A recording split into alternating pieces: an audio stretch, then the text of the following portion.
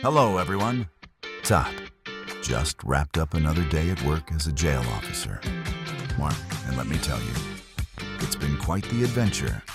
Our service today was a bit of a treat, borrowing some festive vibes. Because who doesn't love a sprinkle of joy? Right now, I'm feeling super grateful for my duty. Alright, it's not just about the job. It's about the lessons we learn and the smiles we share. And guess what? We're after work. I'm off for a delightful stroll and a little grocery shopping. Remember, taking care of ourselves is so important. So let's make time for a little exercise whenever we can. Your body will thank you. Let's keep shining, everyone. Ingatan na samahan niyo. Porn, magpapara na kawet-wari makabili ng bitters na. Isan para sa aming makukulit na apat na mga anak na puro apat rin ang paa. Tara, sama kayo. Kaso pansin ninyo naman makulimlim ganyan pa rin talaga ang buhay. Minsan may araw, minsan hindi ngunit.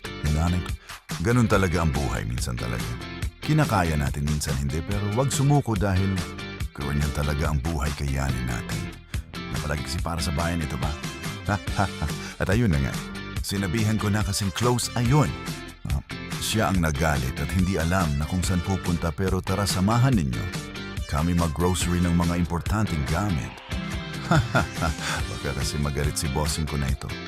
Kapag hindi bilhan ng pagkain niya na ito. Maramag street food na lang muna tayo. Kain na tayo. Keep Cordon.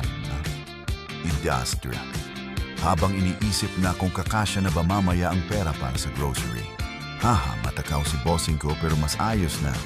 Yun kaysa iba ang gusto alam na ninyo. Iyon, Oh, safe. Baka naman?